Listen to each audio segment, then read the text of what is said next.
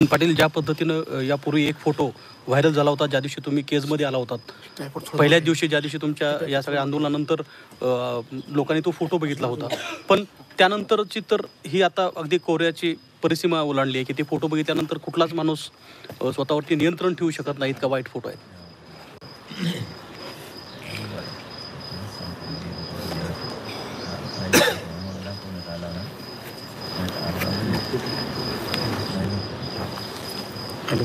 पाटील बोलतायत. कराओ मुझे दूसरे फ़ोन पर फ़ोन कीजिए 985000.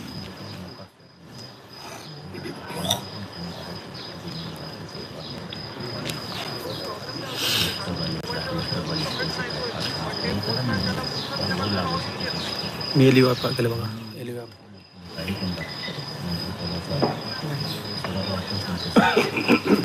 चेक करा.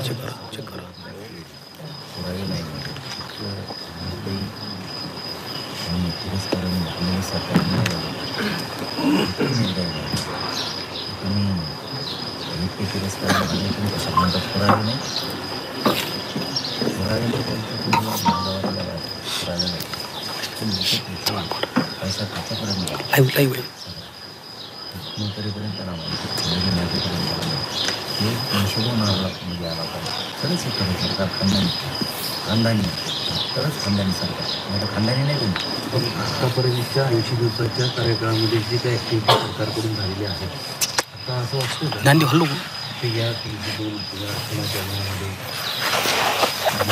केलं जाईल. कारण राजीनामा मागणी करून सुद्धा गेल्या महिना दीड महिन्यापासून सरकार विचार सुरू करत नाही. त्याला काढून टाकायला पाहिजे. आणि आता 1.5 महिन्यातून 2 महिन्यात काय झालं आम्हाला नाही माहिती. त्याला काढून टाका, आमदारकी सहित 302मध्ये घेतात. विधेयकाला तुम्हाला सामोरं जावं लागणार. एकदा मी सांगतो, पुन्हा दिवस नका मी इतक्या मीच पहिला समाज असला मला नाही बघावं लागणार.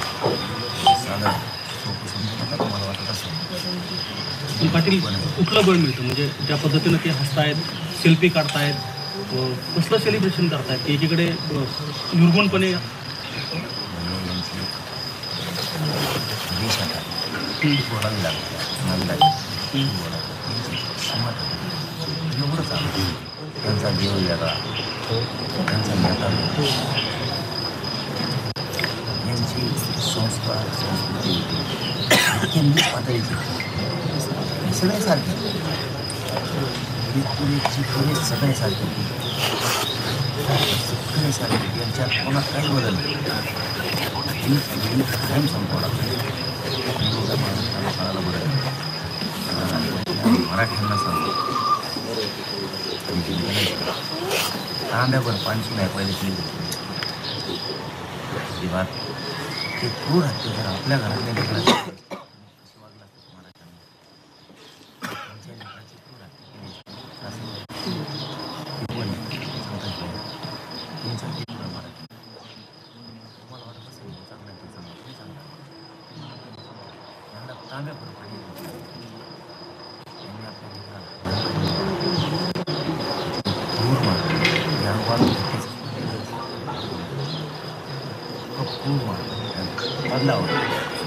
तर आरोपींना फाशीची शिक्षा झाली पाहिजे अशी मागणी मनोज जरांगेंनी केलेली आहे. याआधी सुद्धा त्यांनी ही मागणी केली होती, मात्र आता त्यांनी निर्धारानं आणि ठामपणे ही मागणी केलेली आहे.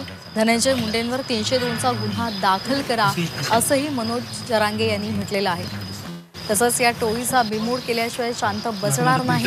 आरोपींना जोपर्यंत फाशी होत नाही तोपर्यंत थांबणार नाही असा निर्धार त्यांनी घेतलेला आहे.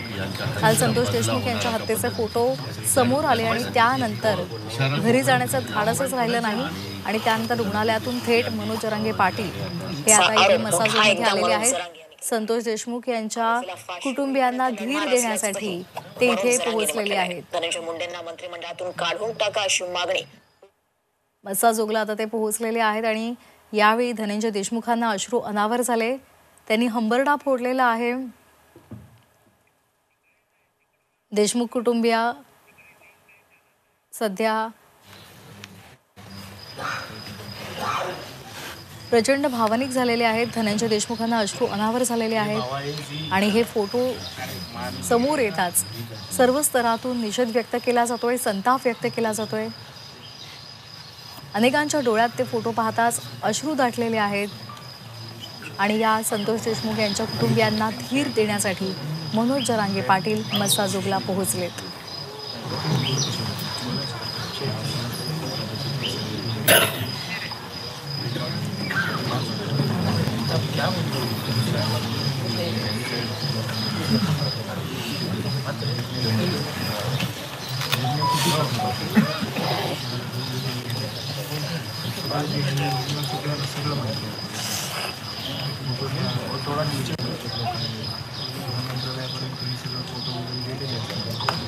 सगळं माहिती वाचणार काय करावं. राजकीय लोक जिल्ह्यातले ठराविक त्यांना मन नाही, हृदय नाही, त्यांना स्वतःच 4 वर्ष आल्यावर शाळेत जाणार आणि त्यांना अजूनपासून म्हणते की आमचे मित्र आम्हाला विचारते की शाळेत हे काय चालू म्हणजे त्याचं तुम्ही नाईनाट केला आणि गोव्याचं तुम्हाला गोविंद हात मागे घे थोडा. परंतु त्यांच्या फ्युचरचं तुम्हाला पडलं अतिशय सर ऑफिसला फोन करता.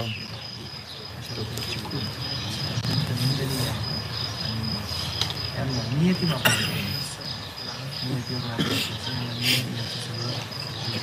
काळा बाजार हे लोक यांच्या जीवावर सगळं करत हे देखील यांना फक्त म्हणतात. पण बरोबर याची कल्पना होती तर अनेक वेळ अनेक जण म्हणत होते की अशा पद्धतीने झाल्या सगळ्या संताप. कशी कल्पना तिथे की असं काय झालं त्या गोष्टीकडेच कधी लक्ष दिलं. मला करायचं सुद्धा अधिकाऱ्यांनी मला लढायचं होतं. आपण सगळे लढलो म्हणा, आपण नियमानिक म्हणा, हीच गोष्ट जर पहिल्याच दिवशी झाली असते तर मग खूप भयानक परिस्थिती हीच अपेक्षित असावं असं देखील.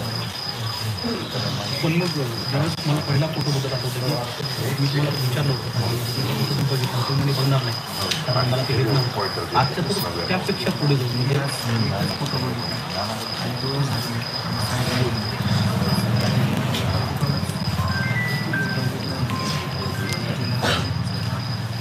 सगळे दिवस आठवले. शेवटला अशी गोष्ट आहे सण नाही होऊ शकत. जे येईल त्याच्याकडे बघून मला असं वाटायचं की त्याच्या गळ्यात मोकळं व्हावं. परंतु कुठून गेलो मला समजत नाही काय केलं काय कसं वाटायचं सगळे सोबत म्हणून पर्यंत आलं कठीण खूप मोठाची वाटते कशी शेवटी काय झालं असेल तर मी कुठून तरी येईल घेऊन येईल आणि मला वाचवेल असं दुकानाला वाटतं. त्याला फक्त उंचीची जाती माणसं परंतु राम लक्ष्मण दिसत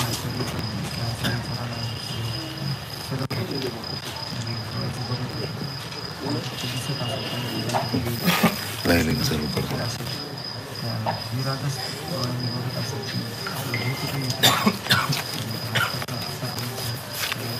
इनपुट मला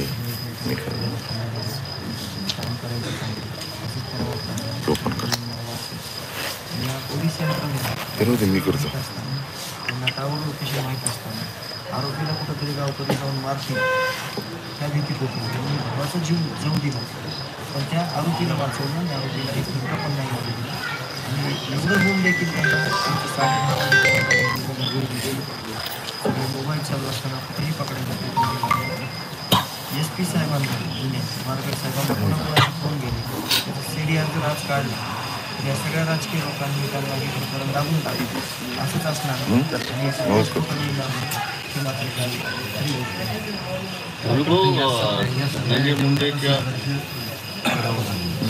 जोडी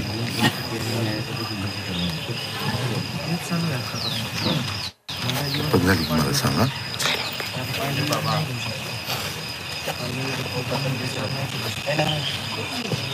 कालपासून धनंजय मुंडेचं नाव फार मोठ्या प्रमाणात सगळीकडे घेतलं जातं. तुम्हाला वाटतं की धनंजय मुंडेने सुद्धा असं आरोप केला पाहिजे? 7 आरोपी आणि ते कुणाच्या जीवावर करतात. ह्यांना माणुसकी नैतिकता म्हणजे स्वतःचं फक्त कसं चालेल, स्वतः फक्त कसं त्या IT मध्ये राहायचं, काळाबाजार केलेल्या पैशाच्या जीवावर आणि सगळे खंडणीतून आलेल्या पैशावर हे सगळे डील करून जे आयुष्यभर ह्यांनी काढलेले, त्यांना जिथं जे बसलेले चिपटून त्याच्यापेक्षा मोठं काहीच नाही. आदिवासी लोक नाही, समाज नाही, काही घेणं देणं नाही. त्याला सह आरोपी केलं पाहिजे. ह्याच्यामध्ये आम्ही सांगायला होतो ह्याच्यात 150-200 लोक असतात. तुम्ही जर हे मंत्रालयाच्या नाकावर सुंदर तुम्ही एका गाडीमध्ये सोडायला 200-300 लोक सरेंडर केले म्हणजे काय उपकार नाही. 1 नंबरचा जो आरोपी आहे त्याला लाज वाटायला पाहिजे तिची वाट एवढा वाटा चुकीचा सगळा पसारा वाढून ठेवण्यापेक्षा काहीतरी चांगलं काम केलं असतं तर आज अशा गोष्टी घडल्या नसतात. कुणाच्या जीवावर केलं त्यांचा विचार घेतला तर ते सांगतील नाव तुम्हाला माझ्यापेक्षा कुणाच्या जीवावर सगळं चालतं. पण ही प्रॅक्टिस होती, कारण आतापर्यंत ज्या गोष्टी समोर आहेत त्याच्यात सुद्धा याचा उल्लेख करण्यात आला की जवळपास 10 वर्षांपासून सुदर्शन फुले आणि त्याच्या टोळीची या परिसरामध्ये दहशत होती. अगदी कळम असेल, केज असेल, धारूर असेल, या परिसरामध्ये असे गुन्हे केले जात होते. माझ्या भावाला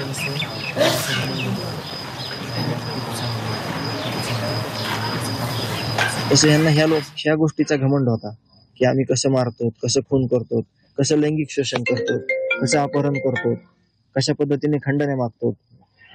केज पोलीस स्टेशनला एक गाडी आहे ब्लॅक कलरची, रातोरात या सुदर्शन घुलेच्या नावावरची बॉन्ड देऊन दुसऱ्याच्या नावावर करून घेतली आणि हे ह्याच्यातलं कोणीच नव्हतं असं केलंय. हे PI प्रशांत महाजन साहेबच होते त्या काळात. पण ह्यांना घमंड वाटायचा त्या गोष्टीचा, आज देखील ह्यांना त्या गोष्टीचं मोठे पण वाटतंय आणि हे सगळं सर्रास चालू आहे. जर फरार आरोपी जर ह्यांच्या ऑफिसमध्ये बसून चहा पाणी करतात, फार बुके करतात, तर हे सगळं ह्यांना माहिती आहे, ह्यांना घमंड आहे, ह्यांना मोठे पण वाटतं ह्या गोष्टीचा. आणि जे नीच लोक आहेत ते ह्याचं समर्थन सुद्धा केलेले तुम्हाला दिसले असतील, मोर्चे काढलेले दिसले असतील, त्याच्यानंतर आंदोलन करलेले दिसले असतील. पण ह्यांना कधी सांगावं वाटलं नाही की चुकीचं काम केलेलं आहे, समर्थन करू नका. त्यांनी त्या समर्थनामध्ये आता या क्षणाला एक बातमी आलेली आहे की धनंजय मुंडेला मुख्यमंत्र्यांनी राजीनामा द्यायला सांगितलं. आम्हाला गावकऱ्यांना, कुटुंबाला त्या गोष्टीचं अजिबात घेणं देणं नाही. आमच्यावर जी परिस्थिती आली आहे ना, ती का आली ह्याचं उत्तर आम्हाला पाहिजे. सगळं मंत्रिमंडळ जरी बरखास्त केलं तरी माझ्या भावाला ज्यांनी मारलंय त्यांना गोळ्या घालून मारलं तर आम्ही त्यांच्यावर बोलू, नाही तर अजिबात बोलणार नाहीत. कशासाठी बोलू, कोणत्या कामासाठी बोलूत आम्ही? आमचा भाऊ परत येणार आहे. न्यायासाठी आतापर्यंत एवढ्या दिवस 1.5-2 महिन्यामध्ये सगळा राजकीय दबाव इथं आला, खोटे गुन्हे करायचा प्रयत्न केला, आंदोलन केले, त्यावेळेस ह्यांना सुधारलं नाही का? आज आम्ही मरण्याच्या दारात आहेत तर त्यावेळेस तुम्ही करता का ह्या गोष्टी? सगळ्या गोष्टी देशमुख कुटुंब एक गरीब घराण्यातलं गावातलं छोटस घर आहे.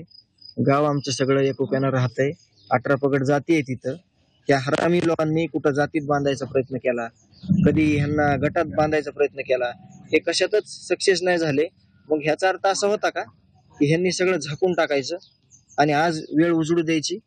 ह्यांना माहित होते ना फोटो सगळे, ह्यांना माहित होतं ना सगळं कोणी केलंय.